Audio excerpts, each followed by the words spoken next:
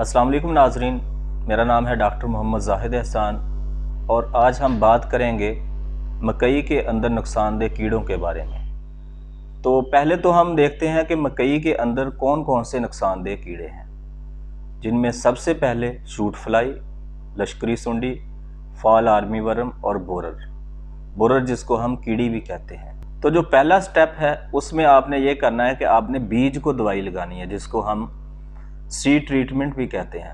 पहले तो ये होता था कि हम इमिडाक्लोप्रिड वगैरह ये लगा लेते थे बीज से, जिससे हम शुरू का जो शूट फ्लाई का अटैक है उससे बच जाते थे।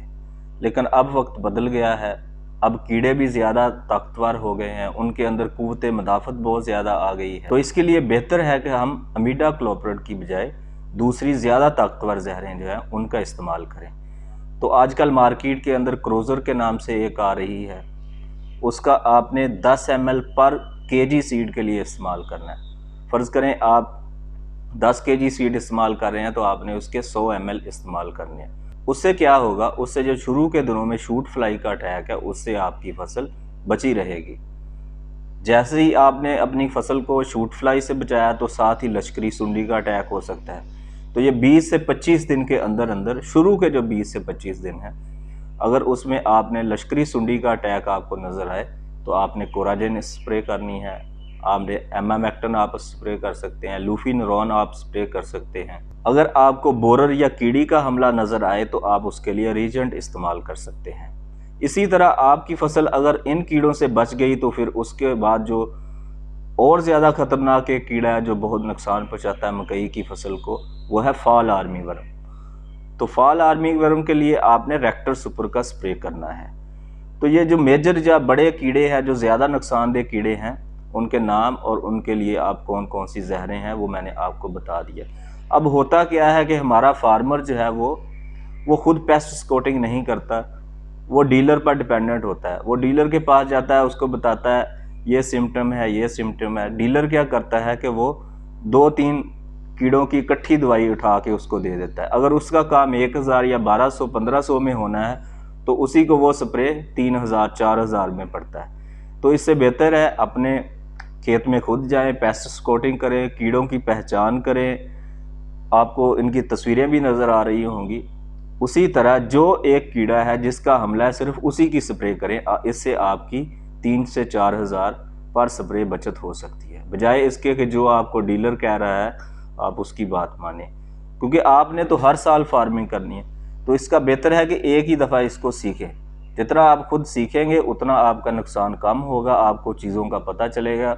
आप वही चीज़ जाके फार्मर से मांगेंगे तो जितना आप सीखेंगे उतना आपको फ़ायदा होगा, आप वही चीज़ जाकर डीलर से मांगेंगे। कीड़े मकोड़ों के आने की जो बुनियादी वजह है उनमें से एक जड़ी बूटियाँ भी हैं। तो कोशिश करें कि अपने खेत के अंदर जड़ी बूटियों की तल्फी करें, कोई हर्बिसाइड स्प्रे करें, कोई गंद मारने वाली स्प्रे जो है उसका इस्तेमाल करें, ताकि आपकी फसल जड़ी बूटियों से बच सके। जड़ी बूटियाँ क्या करती हैं, ये मुख्तलिफ सुंडियों को पनाहगाह के तौर पे वो इसको इस्तेमाल करती हैं। वो इसमें छुप जाती हैं और जैसे ही उनका वक्त आता है या साइकिल पूरा आता है तो वो फसल पर हमला आवर हो जाती हैं। तो इसलिए अपने खेत को साफ़ रखें, खादों का ठीक इस्तेमाल करें। हम DAP तो इस्तेमाल करते हैं, यूरिया भी इस्तेमाल करते हैं। DAP से हमें फास्फोरस, पौधा फास्फोरस लेता है और नाइट्रोजन यूरिया से लेता है। लेकिन होता क्या है कि हम जो मोस्ट इम्पोर्टेंट, जो सबसे ज़रूरी खाद है वो हम इस्तेमाल नहीं करते, जैसे पोटाश क्या करता है, पोटाश पौधे को सेहत देता है। अगर पौधा सेहतमंद होगा तो वो बीमारियों से अच्छे तरीके से लड़ सकता है। इसी तरह सल्फ़र का इस्तेमाल वो भी हमारे फार्मर बहुत कम करते हैं। सल्फ़र की भी बहुत ज़रूरत है। सल्फ़र तो जिसको उर्फ़े आम में हम नीला तोता भी कहते हैं। सल्फ़र क्या है, सल्फ़र एक फंजीसाइड है।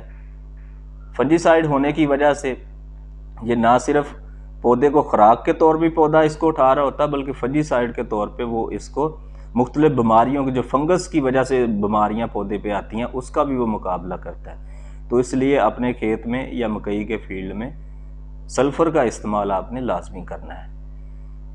अब सल्फ़र जो है इसके और भी बहुत सारे फंक्शन है, वो इंशाल्लाह हम आपको किसी और वीडियो में बताएंगे। सल्फ़र का एक फ़ायदा ये भी है कि जो ज़मीन के अंदर बाकी खादें हैं یہ زمین کی پی ایچ کو کم کرتا ہے اور ان باقی کھادوں کو اویلیبل کرتا ہے، وہ پانی کے اندر آ جاتی ہیں اور پودے کی جڑیں ان کو اٹھا لیتی ہیں۔